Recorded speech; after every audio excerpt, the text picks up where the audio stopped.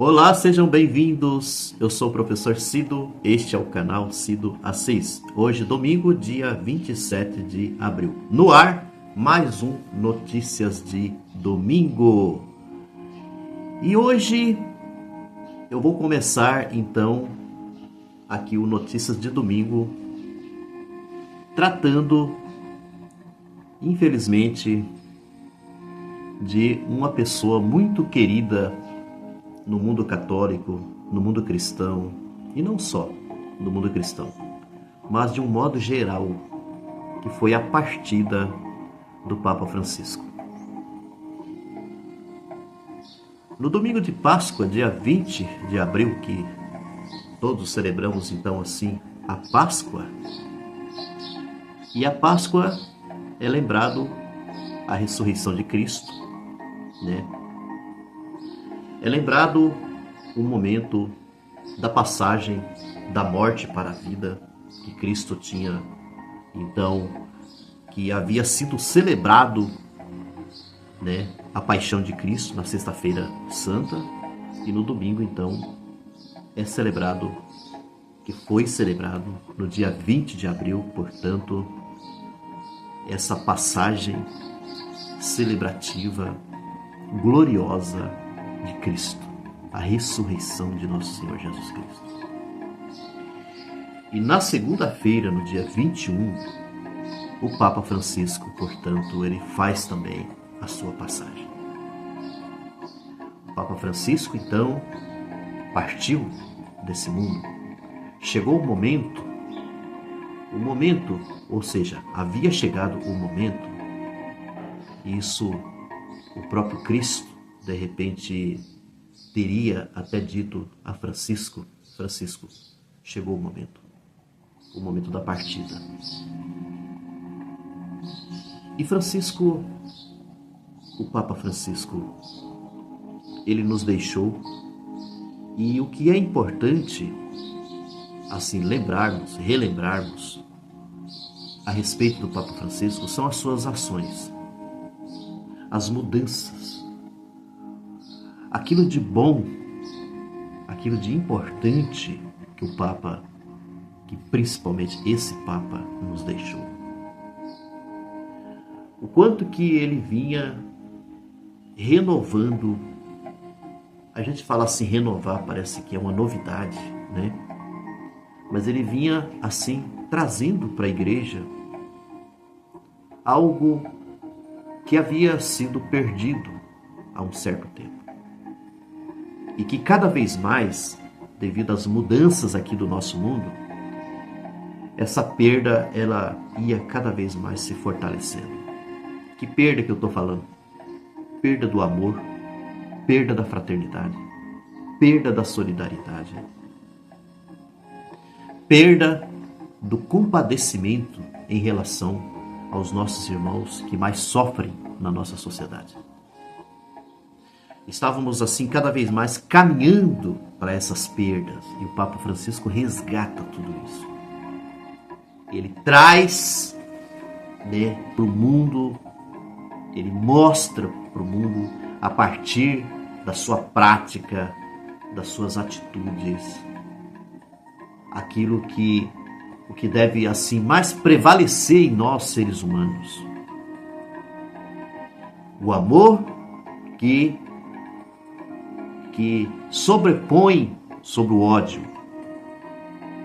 Isso o Papa Francisco demonstrou muito bem sobre isso. A solidariedade, o quanto que o Papa Francisco foi solidário com os que mais sofrem, os empobrecidos. E ele procurou mostrar isso, inclusive, ali onde ele se encontrava, no próprio Vaticano. A dedicação do Papa Francisco com moradores de rua, com mendigos. Assim, o quanto que ele demonstrou o seu carinho, o seu amor pelas pessoas que mais sofrem. Ali mesmo no Vaticano. Alimentos que ele procurava, inclusive, que ele pedia que do próprio Vaticano pudesse chegar até essas pessoas famintas. roupas luxuosas, roupas que inclusive essas coisas do luxo ele procurou banir de uma certa maneira, de uma certa forma. Procurou assim uma vestimenta mais simples, que foi o que durante toda a sua vida ele fazia tudo isso nas celebrações, nos encontros, em tudo que tinha a ver com a questão do Papa. Foi então quebrando algumas tradições. Essas tradições que não são boas. Não são boas aos olhos da humanidade, dessa população mais sofrida, dessa população mais empobrecida da nossa sociedade. Então, aquele carro Papa Móvel, chamado Papa Móvel, que é uma limusine, um carro caro, o Papa procurou então deixar. Não ser um Papa dessa maneira. A sua simplicidade, o quanto que o Papa Francisco foi uma pessoa muito simples, humilde, né? Só que ao mesmo tempo o Papa Francisco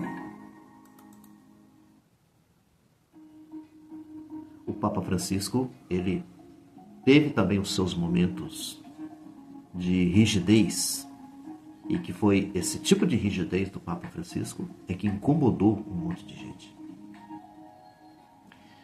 Ao liderar, ao se tornar Papa dessa igreja grandiosa, a Igreja Católica, o Papa Francisco se deparou com alguns problemas que já vinha de muito tempo, que vocês sabem muito bem. Ele se deparou com uma série de bispos, de padres, envolvidos com pedofilia, envolvidos com uma série de coisas. A questão da pedofilia, o que estava sendo assim, né, propalado na imprensa, mundo afora, cada vez mais ia encontrando padres com envolvimento com esse tipo de coisa. O Papa Francisco entrou em campo, tá? Afastou muitos bispos, muitos padres que tinham esse tipo de envolvimento. E alguns deles que foram até para a justiça, a condenação na justiça. Aí uma outra situação também que o Papa Francisco procurou resolver é a parte da corrupção. Ele entrou lá, havia um mar de corrupção envolvido, o próprio Vaticano, né? Mundo afora, bispos, arcebispos, padres envolvidos com corrupção. Foi um tipo de coisa também que ele procurou resolver na igreja. E resolveu muita coisa. Vocês estão vendo por que muita gente não gosta do Papa Francisco? Porque ele foi um Papa que, quando ele se tornou Papa, nós tivemos um Papa lá dos anos 40, né? Da década de 40. O Papa João XXIII, que foi também um Papa excepcional, que mudou muita coisa na igreja. E o Papa Francisco, ele foi até um pouquinho mais longe, que eu diria assim, do João XXIII. Algumas fontes costumam dizer que o Papa Francisco estava preparando uma mudança significativa na igreja. Uma mudança significativa na igreja. Aí ele já foi, algumas mudanças já foram acontecendo, só que tinha algumas mudanças aí que elas são mais grandiosas, ou seja, que elas iriam causar muito rebuliço na igreja, tá? E aí eu vou falar primeiramente de algumas mudanças que começaram a acontecer. Por exemplo, essa história que a igreja sempre teve com relação a mães solteiras, um exemplo, né? De mães solteiras, de pessoas que tinham, às vezes, qualquer problema de casamento, qualquer coisa assim, né? Que, às vezes, de uma certa forma, acabava por conta de divórcio, que separaram, essa coisa toda. O Papa Francisco acabou com essa coisa da igreja, de, esse povo não pode comungar, esse povo não pode fazer tal coisa, não pode participar. E o Papa Francisco, ele acolheu todo esse pessoal aí. E outros também tem a ver com os homossexuais. Vocês estão vendo que aqui eu estou falando algumas coisinhas aqui? É por isso que esse monte de gente aí, que conservadores, esses que eu que eu até digo assim, se pintam de cristão, né? Se pintam de cristãos, e aí ficaram aí contra o Papa, até desejando a morte do Papa. Não gostava do Papa Francisco, por conta dessas coisas. Ele acolheu também os homossexuais. Veja que Papa interessante, que Papa cristão, verdadeiro cristão. Esse foi o Papa. Eu vou pegar aqui uma frase de um pastor que é muito famoso aí nas redes, que com certeza vocês devem conhecer, que é o Caio Fábio. Eu acho que é isso. Caio Fábio, é isso mesmo. Ele fez uma fala muito interessante sobre o Papa Francisco, dizendo assim: o Papa Francisco foi uma das pessoas no nosso mundo, principalmente no mundo atual, que mais vivenciou o Evangelho de Nosso Senhor Jesus Cristo. Que foi a pessoa que mais procurou, que mais se aproximou de tudo o que Cristo pregou, desejou. O verdadeiro cristão. O Papa Francisco mostrou assim na prática como que é ser cristão de verdade. Isso que, tá? Essa que é a grande realidade. Ser cristão de verdade é dessa maneira como foi o Papa Francisco. E aí, até para encerrar sobre a questão do Papa Francisco, de mudanças, como eu estava falando, outras mudanças aí que estavam sendo preparadas seria a volta, por exemplo, de padres já casados, né? A voltar, essa volta que eu quero dizer assim, eles estão aí, mas não pode participar de nada, são proibidos, né? Então seria exercer seus ministérios e colocar também o celibato opcional. E outra, sabe o que é? Por isso que eu falo que isso aí ia causar um rebuliço danado. Por isso que o Papa Francisco, ele vinha ainda articulando, preparando o meio de campo para poder colocar esse projeto, né, em andamento. Então, porque ele sabia muito bem que não é fácil, é complicado. E aí outra coisa também seria, o que é? A ordenação de mulheres. Isso mesmo, sacerdotisas. Né? Vocês já pensaram? Essas mudanças assim na Igreja Católica? Porque assim como o João 23 promoveu uma série de mudanças, né, significativas na Igreja Católica, que era a história do padre celebrar em latim, né, rezar em latim, e além disso dar de costa, né, para o povo. Ia lá para o altar, era tudo em latim e ainda ficava de costa para o povo. Essa mudança de hoje, que você vê hoje em dia quando você vai na missa, se deve ao Papa João 23. Ele que causou essa mudança. E tivemos um importante concílio também, o Concílio Vaticano II, que aconteceu também com João 23. Importante documento de uma série de mudanças da igreja e que muitos cristãos não conhecem. Cristãos católicos, inclusive, não conhecem o documento Vaticano II. O que tem lá nesse documento? Importante. Esse documento, ele trata exatamente de tudo isso, por exemplo, de esse tipo de vida, de vivência do Papa Francisco. Essa vivência toda essa vivência do Papa Francisco. Poderia-se dizer assim que novidade é de a gente não encontrar muita gente que tem esse tipo de prática como o Papa Francisco teve. Mas não seria bem assim novidade. A igreja já prega isso.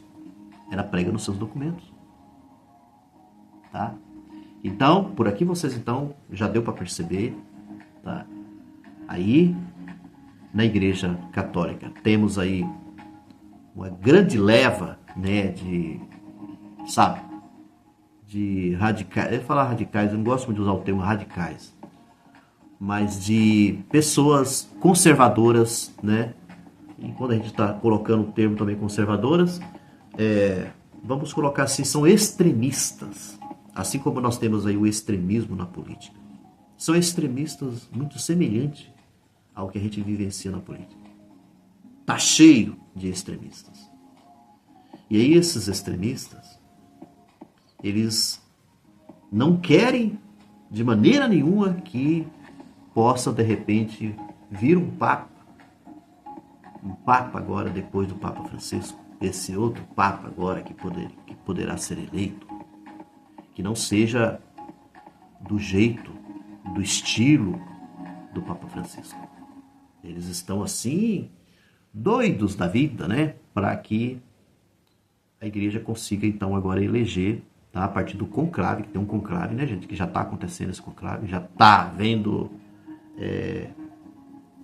toda uma articulação aí, poderosos que ficam se envolvendo nesse meio. Um é os Estados Unidos, até o Trump, interessado na tentativa de que, de repente, seja eleito um Papa nesse estilo, extremista, conservador, né?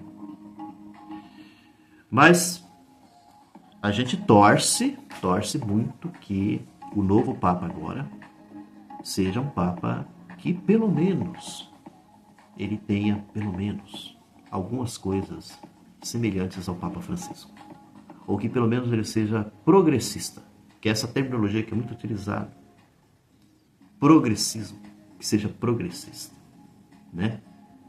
Como foi o Papa Francisco. Torcemos muito para isso. Segundo o que eu vi o Frei Beto, né? Uma fala também do Frei Beto, ele dizendo que o Papa Francisco, ele procurou também, até nos últimos momentos dele, reformar algumas coisas também ali dentro do campo, dos cardeais, desses representantes que agora estão aí no conclave. Ele procurou, assim, mudar alguns cardeais cardeais que sejam mais progressistas. Então tem uma leva de cardeais que estão lá no Vaticano, isso a partir do Papa Francisco, que são mais progressistas, tá? Tem uma leva desses, segundo o que já ouvi falar, tem até da Europa. Mas tá aí, né? Fala-se muito, tem um cardeal que era da África, se eu não me engano é de Gana, talvez eu possa errar o nome do país aqui, mas africano, que dizem que é uma pessoa muito boa, né? E aí, se ele de repente conseguir ser eleito Papa, também já vai acontecer uma renovação na igreja muito interessante. Um Papa negro.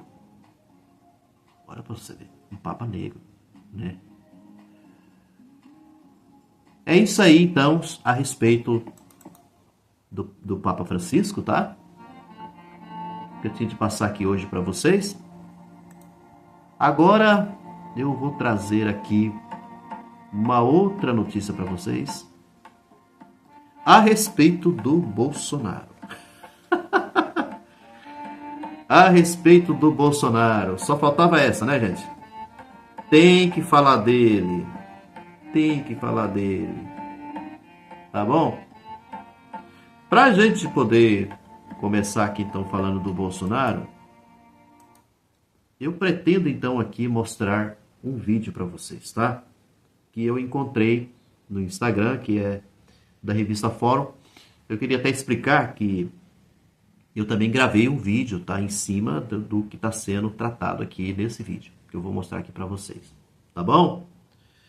Eu vou procurar, então, aqui, passar aqui para vocês o vídeo. Vamos ver aqui a fala desse jornalista Henrique Rodrigues, da revista Fórum, tá? Vamos lá, então. Vamos ver o que ele vai tratar aqui. Fraldinha na praça. Mas, de resto, a gente viu de tudo na UTI da fuleiragem. A UTI da fuleiragem. Flagrante, a imagem está aí para quem quiser conferir. Isso é uma crítica direta ao hospital DR Star? Não, não é. Eu não estou fazendo nenhum juízo de valor sobre o hospital. O problema é que, como a gente está vendo, aquilo ali virou uma confusão. Meu camarada, aquilo parece um baile funk, parece um festival de forró, parece um Lollapalooza. É uma encrenca, todo mundo gritando, ele ameaçando ele, os filhos ameaçando os outros, ele venda de capacete, botaram um ex-corredor de Fórmula 1 para vender capacete, e ele lá no meio mandando joinha, enfim, uma zona, é UTI da fuleiragem. Hoje, UTI da fuleiragem. Escutei algumas fontes aí, fui ouvir também gente diretamente ligada ao CRM lá do Distrito Federal, porque o CRM anunciou hoje que abriu um procedimento investigativo para saber que fuleiragem é aquela na UTI do Jair Bolsonaro dentro do DF está. Muita gente correu para criticar, dizendo que os órgãos médicos de classe no Brasil são muito bolsonaristas, e de fato são. Mas deixa eu fazer aqui um pequeno adendo. O CRM do Distrito Federal, o Conselho Regional de Medicina do DF, não é o Conselho Federal de Medicina, né, do Brasil todo, que tem sede também em Brasília, nem de nenhum outro estado, é o CRM do DF. É o único Conselho Regional de Medicina de todas as unidades federativas do país que não é bolsonarista. É o único que não é dominado pelos bolsonaristas e que promete, sim, uma fiscalização rigorosa. Não porque eles sejam de esquerda, porque aquilo que vocês estão vendo não é possível. Live, gritaria, ameaça, venda de capacete, sanfoneiro, pelo amor de Deus. Aquilo é uma UTI, ou deveria ser. Né? Ele está fazendo daquilo um bunker político que mais está parecendo é uma zona. Tá, então, a UTI da fuleiragem. UTI da fuleiragem, é isso mesmo. Aí o que eu tinha falado aqui, eu encontrei aqui um comentário. Fernandes de Souza. Fernandes de Souza, que é sobrenome, né? Sou enfermeira de UTI em 40 anos de trabalho, nunca vi nada igual. As réguas são rígidas e paciente de UTI não fica aos gritos. Tem que ser investigado o hospital e toda a equipe. É muito estranho live em ambiente hospitalar para fazer campanha política, né? Falou tudo. Eu não sou assim conhecedor, mas acho que qualquer um de vocês, né? Acho que qualquer um de vocês já foram em hospital, já foram em UTI, gente. O quanto de regras, por exemplo, que tem até para você poder, a quantidade de pessoas, né? O tempo, não sei se é 1 por vez ou 2 por vez, não sei, que pode de repente fazer a visita, não pode entrar assim de uma vez. Tem um monte de regra de silêncio. Regra de silêncio essa coisa de... Eu lembro de uma UTI que um irmão meu, né, que ele teve na UTI, e eu lembro assim que para poder tirar uma foto dele lá, para poder até fazer uma filmagem, qualquer coisa dele, tinha que fazer meio escondido, que os enfermeiros lá não deixavam a gente fazer esse tipo de coisa. E aí você tem essa bagunça, essa coisa doida, maluca, acontecendo numa UTI. O Bolsonaro está mesmo numa UTI, né? Sai se exibindo, aquele monte de fio para tudo quanto é lugar, ali, né? Afinal de contas, ele está num tratamento de saúde, né? Não é, como o jornalista coloca aqui, não é uma festa. Aí fica uma coisa muito parecida com uma festa, aquela coisa toda. E foi assim, nesse sentido, que a intimação chegou até ele, do Supremo Tribunal Federal, e que com certeza um monte de gente está aí fazendo uma crítica, vai fazer crítica agora em cima disso. Como o Alexandre de Moraes faz um negócio desse, vai mandar uma intimação numa UTI pro Bolsonaro? Mas, meus amigos, como é que você, qualquer um de nós, enxergamos uma situação como essa? Você vê um paciente, né? Você é da justiça, que está internado, que está numa UTI, e tem tudo isso que, como nós estamos falando aqui, que a pessoa está numa situação complicada, porque o problema de saúde dele é grave, essa coisa toda. Aí você vê essa fuleiragem toda acontecendo lá onde esse paciente está internado. O que você vai ter na cabeça? Que o cara está fazendo live torta direita lá na UTI. O que você vai dizer? O que você vai pensar a respeito disso? Que ele não pode receber uma intimação? Claro que pode. Claro que ele pode. Ele está podendo muita coisa. Ele está fazendo um monte de coisa. Fazendo uma bagunça total. Tá certo? Então foi nesse sentido. E aí a gente sabe de todo... Também tem até um vídeo aqui também no canal tratando sobre isso. O que foi tudo... o show, né? O show que foi dado ali pelo Bolsonaro com a menina que foi lá entregar a intimação, né? Que foi lá entregar a intimação. Todo show, chororô do Bolsonaro em cima dela, falando de essa coisa da condenação contra Alexandre de Moraes. E dizem que aos gritos, aos berros ali com enfermeiros que estavam por ali, aquela coisa toda. Quem tá assim doente, tá mal pra caramba, tem condições de fazer um negócio desse? Tem condições de sair berrando, gritando por todo mundo? Trem mais cabeludo, mais estranho, mais bagunçado que é tudo isso. Por isso que é isso que o jornalista está trazendo aqui. O CRM, então, lá do Distrito Federal, né, vai investigar, vai querer saber dessa coisa toda. Afinal de contas, o que é isso? E o hospital? Que tipo de combinação que é essa? O que aconteceu? Dessa maneira, gente, não tem sentido. Doença grave? O que o Bolsonaro tem? O que tá... Sabe? Essa coisa toda, todo esse... E aí, porque essas coisas eu não vi, né? Sobre o negócio do sanfoneiro, de... Sabe, coisa de capacete, vinda de capacete. Gente, que bagunça, que coisa doida é essa? Troço, que negócio mais maluco que é esse? Com isso, então, terminamos aqui o Notícias de Domingo. Fiquem com Deus, tá? Desejo um ótimo domingo para todo mundo, tá? E até a próxima. Um abraço.